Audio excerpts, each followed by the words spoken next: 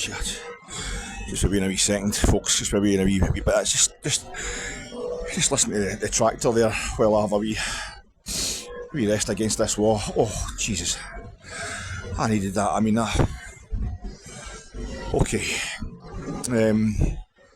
Aye.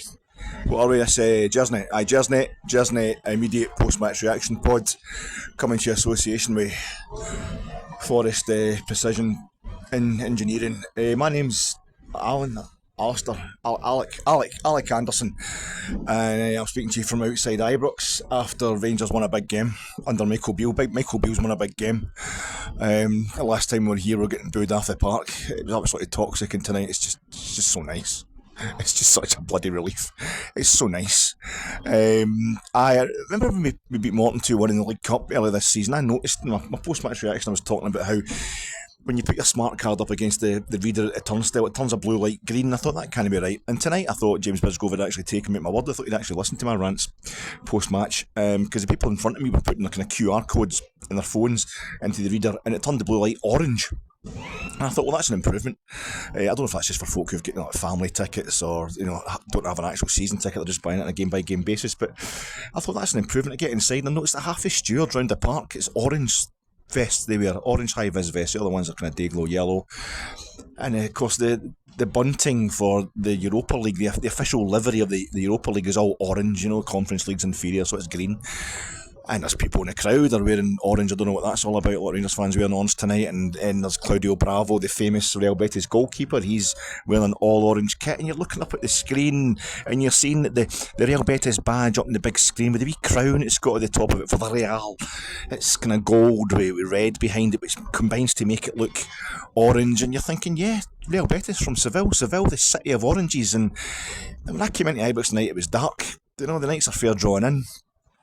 And you need your orange, you need your vitamin C, you need that kind of bit of zest to pick you up at times like this. And is there anything more balming, more calming than the warm glow of the floodlights on a European night at Ibrox? Let's re-specify that, a Europa League night at Ibrox. This is our 5th season out of the last 6 in the Europa League group stages, and we've used that tournament to get us back to winning the league, to get us back from 2012. Michael Beale was part of that under Steven Gerrard, and tonight he's maybe used this tournament again to save his own neck as Rangers manager, and to, apart from anything else, not even making it about Michael Beale. Last season we get hammered here 3 straight times in the Champions League group stages. It's 6 successive seasons in a European group stage for Rangers, and that's amazing considering where we were just 10 years ago. But the Europa League has been the one that's really helped pick us up and sort us out, and it's kind of dragged us by the hair. We've used it as a club to get us back to where we are, where we should be. And the last time we were here, we were playing Celtic, and it was a toxic when we left. I felt heartbroken at the end of that game. It was absolutely awful. And here we are tonight, not just getting rid of that Champions League pain from last season, but we're playing against the team who wear the original Celtic strip. They literally got it from Celtic back at the beginning of the 20th century. And Michael Beale hasn't saved his neck, he hasn't saved his job, but we all just feel a hell of a lot better. Coaching a shaky peg, yeah, still probably, but I think he's maybe needing to get the roll plugs sorted. That's their domestic stuff. That's needing to beat Celtic to make sure that peg is properly fixed on that wall.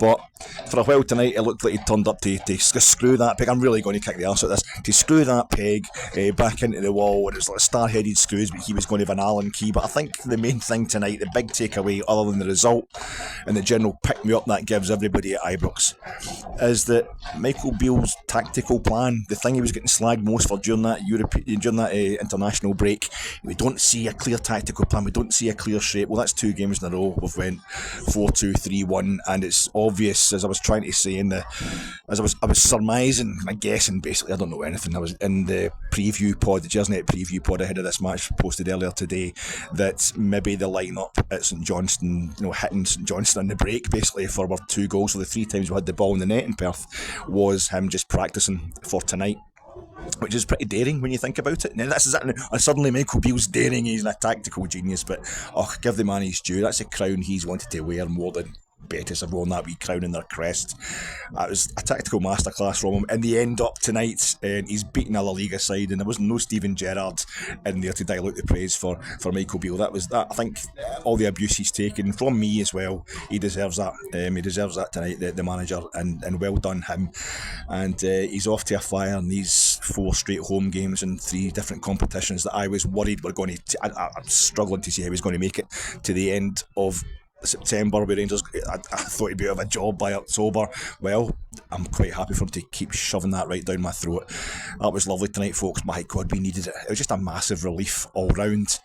And we started. I said 2 things, 2 bold predictions I made in that super intelligent, super intellectual, highly insightful preview pods that I thought we'd maybe go, if we were going to go 4-2-3-1, he would put Cifuentes in there, but instead of Ryan Jack beside in the role that Raskin played on Saturday, because Cifuentes has more energy and he could do that thing of springing forward from that sitting to, as just the way we did with the 2 goals we scored against St Johnstone. I'm comparing beating St Johnstone to beating Betis, but Michael Beale's done it. And I also said that Tom Lawrence would be sitting as a 10, and hopefully it was going to be Roof that was in front of him for the as the 1, and I said that Harry Souttar should go in because Harry Souttar, God, I've totally lost it, man. I'm joking about forgetting my own name. I really am forgetting all the names. This is just such a badly needed win, and I'm not doing these things with Colin anymore, so I'm stone cold sober, and that's just no working at all. But yeah, I didn't want John Souttar dropped for this one. I wanted John Souttar back in there. I wasn't believing all this nonsense about Ben Davies and Connor Golson being our best central defensive partnership, and also that you should get all your money on James Tavernier. If Rangers are going to score a goal tonight, it would be James Tavernier, because he always scores our first goal in European games at Ibrox. So final score, Rangers 1, Real Betis 0, goal scorer Ben Davies. Well played to him as well. Absolutely fantastic. He had a cracking tackle at one point as well. It's all a bit of a blur to me, I've got to admit, folks. You've seen it in the tail, or maybe you've been at the game as well, but I wouldn't take any of my recollections of this game if seriously at all, because it was just all about getting it done. And what happened tonight was a lovely thing happened, was that the crowd started off kind of like, okay, let's see what's going to happen here. Nice crowd, it wasn't full Ibrox, but it wasn't anywhere near as empty as a lot of us feared. Really good atmosphere, a nice atmosphere, everybody just thinking, like, come on, let's do this, we need this. Nobody set out to be criticising the team, but as the game went on and it looked like yet again we're doing that thing of trying to draw teams out, we're passing it about in our own box, and Cifuentes was obviously trying to push up, and he was going to be. We had Matondo on the left and Simo on the right for the pace that I was demanding before the game. And Cifuentes was trying to push up. He was coming off the sitting 2 to get up there and try and support Lawrence, but it wasn't really working. And Betis had more and more of the ball. It was a fantastic defence splitting pass from Kamar Roof, who was he just knows, didn't he? Kamar Roof just gets it. He can play at any level. He was phenomenal tonight. The way he takes tackles, the way he takes abuse off the centre halves. The referee was absolutely horrendous. I think he was one of these refs who was just thinking, I can't be seen to be cowing to the home crowd, and I did feel as if we were getting absolutely nothing from him. I'll look back on it, and maybe he was absolutely brilliant to us, but that didn't bother Kamar Roof. He was just in about it all night. Really just knows. The nous is absolutely fantastic. Watching Kamar Roof, it really is a pleasure. But he split their defence in 2 about 5 minutes into the game, and he put in Rabbi Matondo and his pace to burn. I was talking about how Hector Bellerin is a flying machine. Well, he was a flying machine when he was at Arsenal, the right flank for Arsenal, as right wing back for Betis. He certainly likes to get forward, but that doesn't mean he's got the pace to match that, and I think the manager has known that Rabbi Matondo can take him to the cleaners, and the shame in it was that there was a sin. It wasn't fair, blah blah blah. I'm not being hard on the guy, but Matondo he had a touch more than he needed. He was just a bit further away from goal with a lot of time to think about it. Maybe it took a couple of touches more to get him towards the goal than he required, for example. Certainly the game against PSV Eindhoven when he scored with his first touch, and certainly more than the game in Perth at the weekend, where he kind of just had a couple of touches and puts it away. He had too much time to think about it and just ends up hitting it straight at Bravo, straight at the goalie, when it should have been easier to score. And I think that affected his confidence slightly, but the whole team was struggling to get Sima into the game. down the right hand side for most of that first kind of half hour or so, and we started to go kind of backwards, and Betis were showing their class. Isco, he's like disco Dave. He's just one of the guys that plays Sunday League, with the socks kind of halfway down the big thighs and all that. And he's definitely hitting the sunbeds and getting the hair just right, but he's worth it. He's posing about there, just drifting about behind big Iglesias, who's playing up front as a lone striker. They're playing a 4-2-3-1 as well, Betis, and he's getting into space, dangerous positions. And fella, what's his name? I can't remember their names.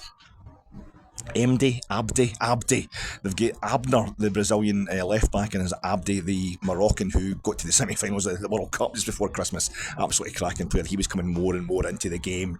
They got a couple of World Cup winning Argentinians in there as well. So absolutely cracking team, Real Betis, and they were showing their class. We weren't getting at them at all, and the crowd was starting to get a bit restless. First half hour, it wasn't the kind of mass protest thing. There wasn't a lot of booing or anything like that. But it was like, again, we're sitting too deep. We're trying to play teams on the break. We're not taking it to them. We're playing like the away team at Ibrox. Is this the way things are going to go with Michael Beale? Well, you want to see a style, you want to see a clear plan, and there it was again, I think, for the second game in a row, as I say. And we're trying to play Betis on the break, but we weren't getting on the ball enough. This wasn't St Johnstone we were playing, but as it got towards, I think we started getting the message out to Cifuentes that he had to go up and support Tom Lawrence, and it became more of a kind of 4-1-2-3, if you like, with Lundstrom sitting deep. But your man Cifuentes, just back from international duty, he's up there. He was starting to support Lawrence a bit towards the end of the first half, and the crowd started to kind of quieten down the protest, quieten down the bile that was maybe starting to come out a bit. And you could notice Rangers we're getting into this game, we're starting to take a bit of control, getting Tav into it, and he's linking up with Seema, and we're having a wee go at it. And it was looking not too bad. So they didn't get booed off the park at half time, and they came out in the second half and they stepped up. And I say, don't take my word for it. I need to get back and watch the game with a calm head and clear eyes, watch the recording. But it looked as if Cifuentes had gone up, and it was an out 4-1-2-3. with Cifuentes supporting Lawrence, and they really started to show a bit of class and a bit of penetration. We got a bit of pressure. I don't know, was it an hour into the game? And I don't know, I mean, it's right in front of me. This is what I'm talking about. These games are so emotional, you're so tense, you can't take anything properly even if it's right in front of you. But a man who knows about studs up tackles in the box at the Copland end in the Europa League, big Kamar Roof went in there, and somebody seemed to take him out. He was showing the referee the stud marks on his chest. Really high tackle, it was right on the edge of the box, but the ref gave a free kick. Borna hits the bar, or Bravo pushes it onto the bar, and the place starts to get going. That was the first real feeling, after the beginning of the game with the tifo and what have you, the crowd were really getting behind the team, and it's the first bit of real kind of belief in the team we've had since we had the ball in the back of the net at that Celtic game. And then I don't know really what happens. Was it from that corner where Borna pushed it onto the bar? I don't know. But shortly after that, anyway, 66, 67 minutes, the ball comes in from the far side, from our left flank, and I don't know. Is it Roof that has a shot and Bravo saves it at point blank range, or it was very Edu in the last minute against Celtic, where it's like, would somebody just put this in? This is going to get put in, and of course it was Ben Davis. And there's a boy in front of me said, God, he can't even celebrate properly. He come running up towards us and all that. He just laughed like, does he not think it's a goal? And we were kind of scared to believe it was a goal because there's so much going on in the box. You know about VAR, and then of course they have the goal check, and you're thinking this is going to be the third time in the last two games we played at Ibrox that there's going to be a goal check and we're going to end up losing this goal. It's not going to count, but the ref pointed to that centre circle just as the ref did for our second goal against PSV Eindhoven, the last European game at Ibrox. It's becoming a theme, and it was relief more than anything. I think you got the feeling then at least we're not going to lose the game. It's not going to be a disaster. Another disaster for Michael Beale, and Betis to the triple substitution about 5 minutes later, bringing on total wasters like Jose and big Willian Jose, the big Brazilian and stuff like that. What a squad they've got. And they were taking the ball sharper, they were moving the ball sharper, and Jack Butland had his flap. He had that flap, he always had. Maybe I'm being harsh on him again, it's up the far end. And I think it's actually getting to stage, I think this flap is round about between 85 and 86 minutes, or 85 to 87 minutes every game. I mean, he had one against Morton in the League Cup, he definitely had one against St Johnstone on Saturday. Saturday. He does this thing where he comes out for the ball at his back post and he misses it completely. But tonight it went past the post and out for a by kick, I think. But that was it. They hit the post. They did hit the post. I don't know who it was. They hit the other post up that end. And I thought, is it going to be one of the nights where, because they've been in the game. I mean, they were looking good, Betis, in big spells where we've hit the woodwork and scored, and they've hit the woodwork and eventually scored. And when the referee put it up for the 5 minutes of injury time, I thought, oh no, come on. I just can't take it, to be honest. I was actually getting to the stage of having been slightly raging at Michael Beale for his kind of geeky comments about stats and what have you that I felt weren't really relevant in these last couple of pressers. I was just feeling sorry for the man tonight. I thought at the prospect of Betis equalising and taking this away from him, and I didn't want to take it away from me either, but we held out and we looked good in the end up. Dessers comes on, Ryan Jack come on, Sam Lammers, he come on for Tom Lawrence. And Tom Lawrence, I don't know what's happened there, I don't know what the situation is with him. Just before the hour mark, when Michael Beale usually makes his substitutions, Tom Lawrence pulled up. He was starting to struggle a bit. Hopefully it's nothing too bad. We love Tom Lawrence. I think that was the resounding conclusion tonight as he walked round half of the pitch to come off from the far end to go back to the tunnel. The place has just given him an elongated, continuous standing ovation. It was absolutely fantastic. We love Tom Lawrence, so we hope he's okay, and it's just like too much football too soon after coming back from 13 months out. And but we held out, and it's just bloody lovely, isn't it? It's just nice. That's all I want to say. It's just so nice, and it changes. Really importantly for Michael Beale, it changes the feeling round about him. He's got that first big win, which nobody can actually question has been a massive result. We're off to a flyer again in the Europa League group stages, a tournament that's been so good to us, and we've made it good for us. We really have earned this. Just the total recovery of the club has really been powered on by the Europa League, and they've got guys out there tonight, Real Betis, who have won Copa Americas, Champions Leagues, World Cups, but they don't have a captain who's won the B&Q Challenge Cup like what we do. Rangers won, Real Betis nil. Enjoy your night trips, enjoy your Friday, and you can join, I think it's going to be Brian and Rob. We'll be doing a really happy review of this game, and they're officially previewing the Motherwell clash on Sunday, and that'll be on Gersnet on our YouTube channel, on this here channel you're watching this on, probably 9 o'clock Friday night. Oh, that's an ambulance there. I must be, I'm not getting enough vitamin C, so I'll go and chew some Waterville oranges. Enjoy, folks.